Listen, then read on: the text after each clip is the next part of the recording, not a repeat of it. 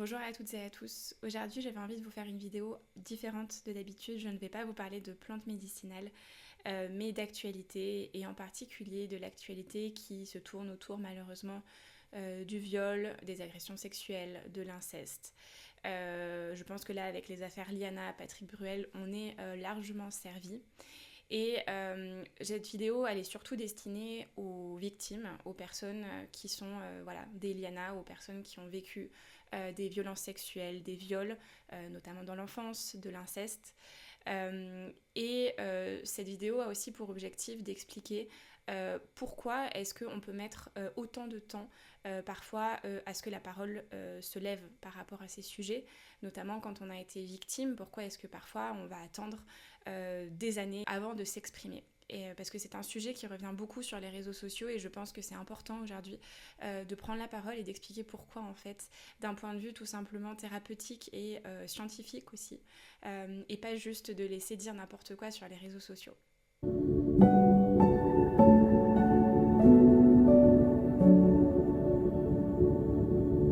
Le but de cette vidéo, c'est de pouvoir peut-être mettre des mots, expliquer tout un processus qui peut se jouer quand malheureusement on a été victime d'un viol, d'une agression sexuelle, d'inceste, que cela se soit répété une fois, plusieurs fois d'ailleurs. C'est l'idée de mettre des mots, d'essayer de mieux comprendre ce qui peut se passer quand on a vécu ça. Déjà pour peut-être s'aider. Et puis si vous écoutez cette vidéo et que vous n'avez pas été touché par ça, de peut-être un peu mieux comprendre ce qui peut se passer dans la tête d'une personne qui a vécu cela. Déjà pour mieux comprendre et puis aussi pour arrêter de dire que voilà pourquoi est-ce que la personne n'a pas réagi avant. Vous allez voir, je vais vous expliquer, c'est très simple en fait. Ce qui est important de comprendre déjà, c'est que quand on parle du viol, on parle d'un point de vue, on va dire, physiologique, énergétique, psychique, de la pire agression en fait qu'il est possible de faire. Parce qu'en fait, il y a une empreinte, bien évidemment psychique, il y a une empreinte physique qui se fait, mais il y a aussi une empreinte énergétique. Le viol, c'est littéralement, en fait, on prend notre énergie vitale, on nous la vole. Et donc ça a un impact qui a des répercussions en fait sur absolument tous nos corps. Donc ça déjà c'est une première chose. La deuxième, c'est que c'est quelque chose qui est tellement violent, et encore plus quand on est enfant, qu'en fait on n'a pas les moyens de faire face à ça. Je vais juste faire petite parenthèse sur le fonctionnement du système nerveux. On va dire qu'il y a 3 grands états du système nerveux. On a le système nerveux ventral quand tout va bien, quand on est en état de repos, de détente, de relaxation, de capacité à communiquer avec autrui. Quand on a un stress qui arrive ou quand le système nerveux perçoit une situation de danger, on va rentrer en sympathique. Et donc c'est ce qu'on appelle le fameux la fuite ou le combat. Donc c'est-à-dire que quand on identifie un danger qui reste mesurable, qui reste gérable, le système nerveux va automatiquement se mettre soit en mode combat, je suis capable d'affronter le danger, soit je fuis parce que là c'est un peu trop fort pour moi, mais j'ai encore la capacité de prendre mes jambes à mon cou et de partir. Et on a un 3e état qui est l'état dorsal. Et donc dans du dorsal, c'est littéralement, si on devait donner une métaphore, c'est l'idée de la souris qui se fait attraper par le chat et qui feint d'être morte pour ne pas que le chat le tue. Dans notre système nerveux humain, c'est absolument à peu près la même chose qui se passe. C'est-à-dire que c'est un état qui se met quand il y a une situation de danger quasi mortel en fait, tellement difficile que en fait on n'est plus capable de réagir et donc d'un coup la respiration va diminuer, on va se faire passer pour morte entre guillemets, on est là mais on est figé. Et donc c'est malheureusement ce qui se passe quand on est dans une situation de viol ou quand on est en train de se faire agresser. Et en fait, ce qui est important de comprendre, et ça peut aider aussi les personnes qui ont vécu cela, c'est-à-dire qu'en fait, sur le moment, on ne va pas être capable de se défendre, on ne va pas être capable de crier, de se débattre, mais c'est une réaction finalement de protection du système nerveux. C'est vraiment la meilleure solution qui était possible sur le moment pour survivre à l'expérience. Et donc ça, il y a beaucoup de personnes qui s'en veulent, mais pourquoi est-ce que j'ai pas pu agir, pourquoi est-ce que j'ai pas réussi, ou parfois dans les personnes un petit peu moldues sur la question peuvent se dire mais pourquoi est-ce qu'en tant qu'adulte ou quand on a déjà 15-16 ans on est capable de se défendre normalement. Eh ben non, pas forcément. Si le système nerveux identifie cette situation comme étant une situation de danger mortel, on ne peut rien faire et on reste dans ce figement. Et le problème, c'est que ce figement peut durer après des jours, des mois, voire des années. Et ça, on va aller voir un petit peu plus près ce qui se passe aussi. Quand il y a cette situation de viol qui arrive, malheureusement, on va aussi être dans un état de dissociation. Parce qu'entre guillemets, c'est comme si là, le mental, au niveau psychique, ça coupe en fait. C'est comme s'il y avait un court-circuit et en fait, on n'est plus capable de faire face. Et donc, il va y avoir une vraie dissociation et littéralement une dissociation, on va dire, de son corps. Hein. C'est presque comme si on pouvait voir la scène, mais comme si on n'était plus dans son corps. Et cette difficulté après à réintégrer son corps, évidemment, ça peut prendre des jours, des mois, souvent ça prend des années. Donc c'est important aussi de voir dans quel état on va être. Et bien sûr, ça va être des états qui vont perdurer dans le temps.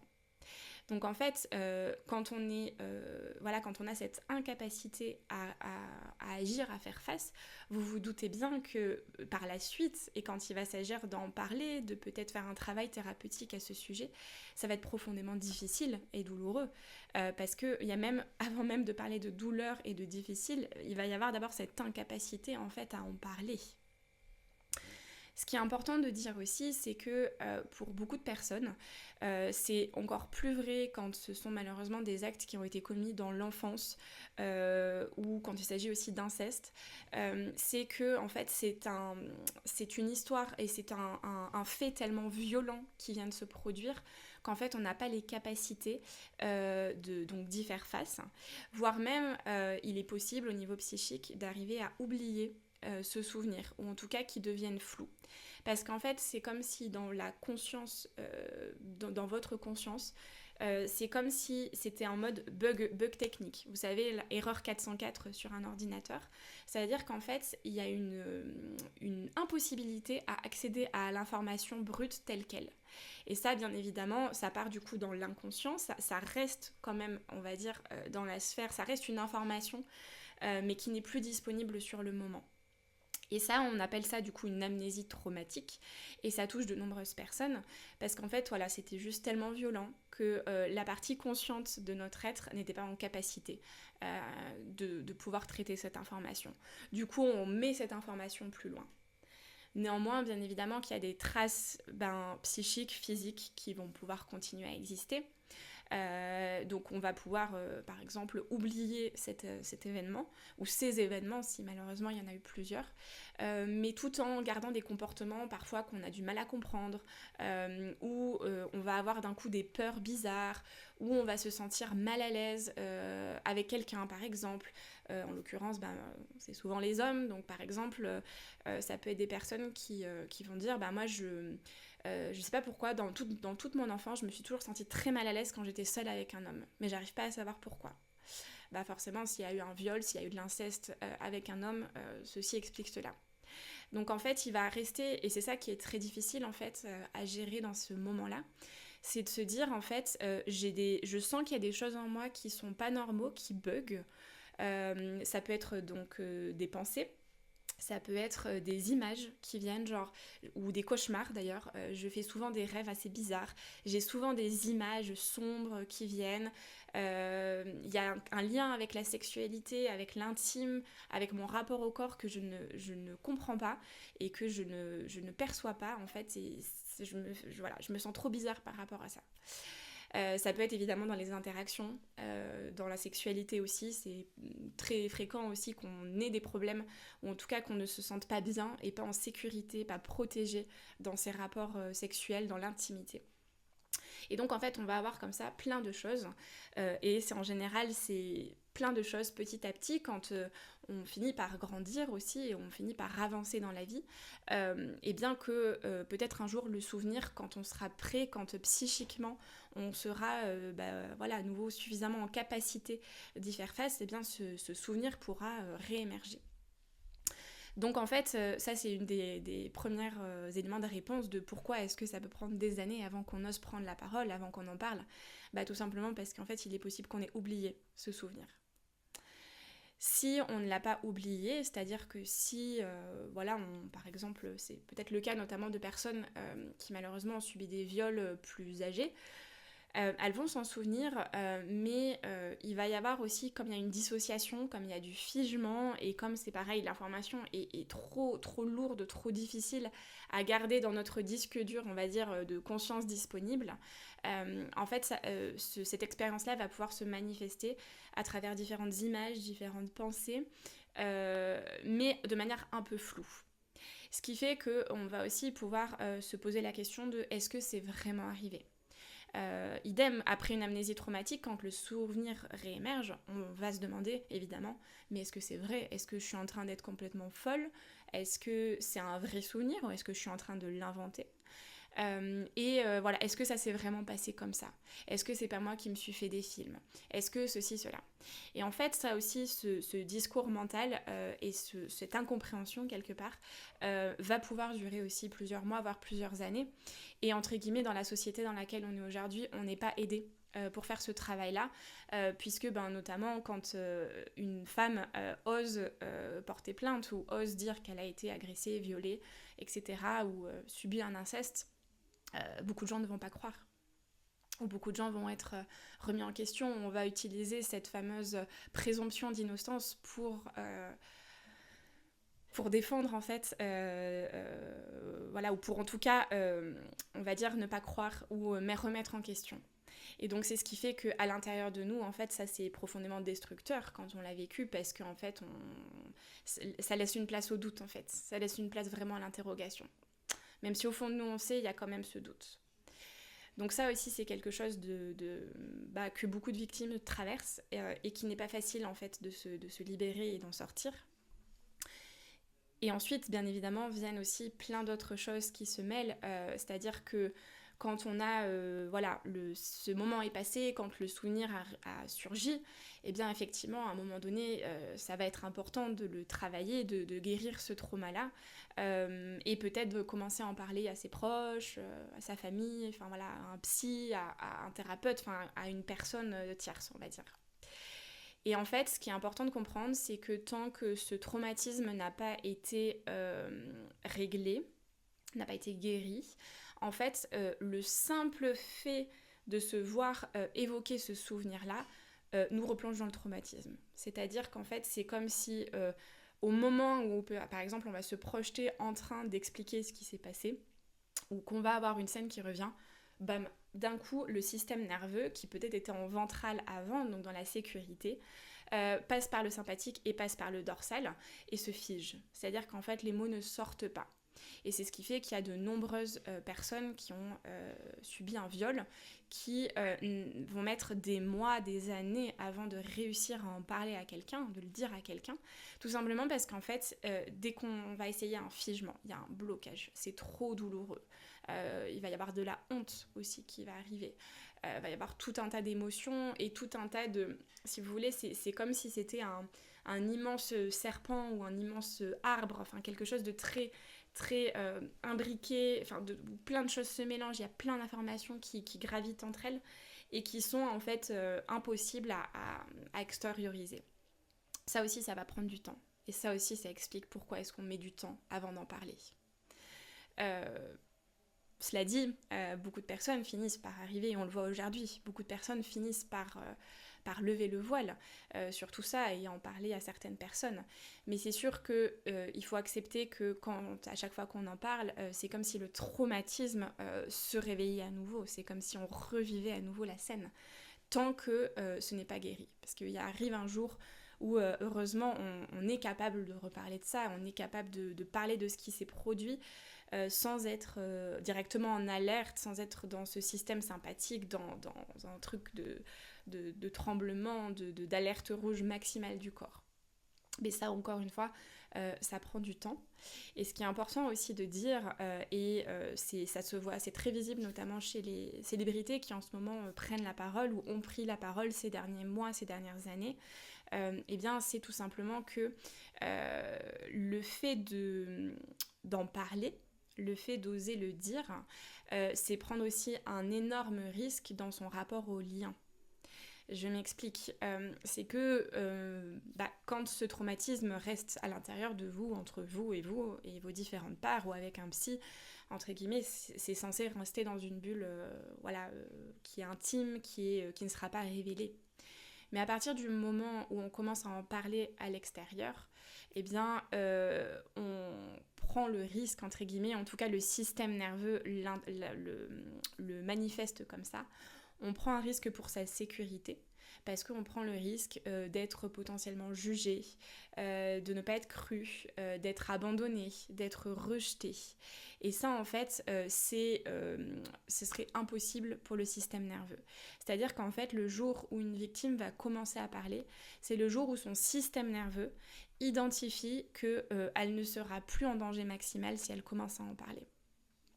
Et donc quand je disais qu'on le voit très bien dans les célébrités, c'est que c'était notamment le cas de ce que disait Flavie Flament, c'est qu'en fait sa carrière aurait été sans doute détruite, on ne l'aurait pas cru, si elle en avait parlé au moment des faits.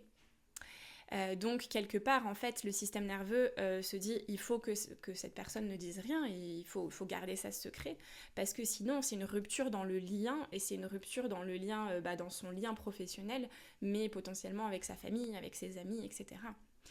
Quand il s'agit d'inceste, eh bien c'est pareil.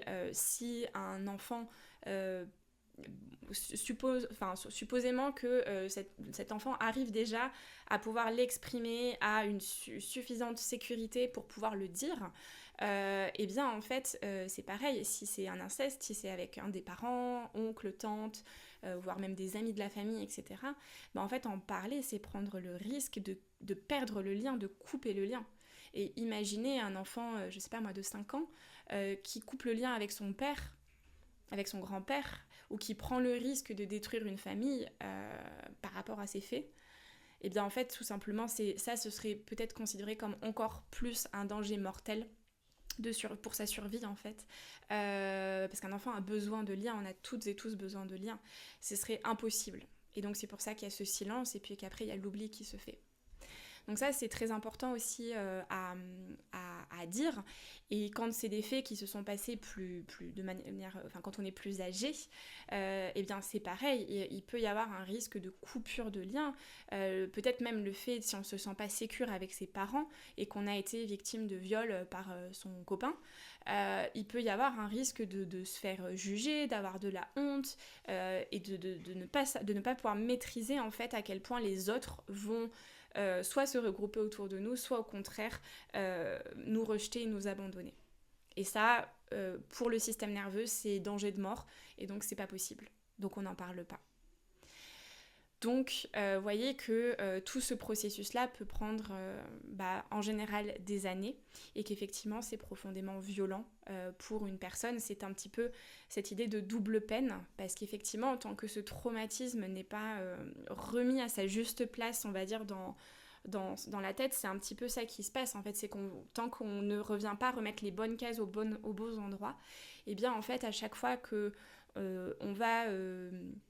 en parler, qu'on va manifester ça, c'est entre guillemets double peine puisqu'en fait c'est comme si on revivait à nouveau ce traumatisme et qu'on était à nouveau replongé comme si on était la petite fille qui avait 3, 4, 5 ans, 10 ans, 16 ans, 20 ans, peu importe, ou même 50 ans, peu importe l'âge à laquelle ça se produit, parce que l'actualité nous a aussi bien évidemment montré malheureusement que ça n'arrive pas que aux enfants et aux jeunes adultes et que bien évidemment des femmes plus âgées aussi peuvent être concernées.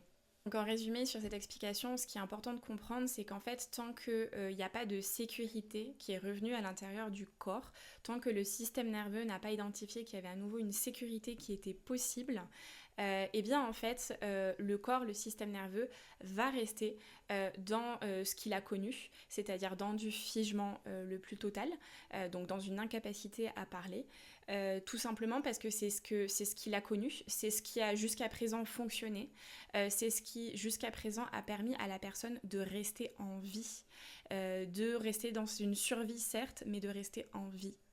Et donc voilà tout simplement pourquoi est-ce que des victimes de viol, d'inceste, d'agression sexuelle, peu importe l'âge, sont en incapacité de prendre la parole pendant des mois, voire souvent des années. J'ai fait le tour de ce que je voulais vous dire dans cette vidéo. J'espère que ça aura pu vous aider, vous parler Et pour toutes les personnes qui ont vécu malheureusement ce type d'expérience de vie, je suis de tout cœur avec vous. Je vous souhaite vraiment, vraiment bon courage.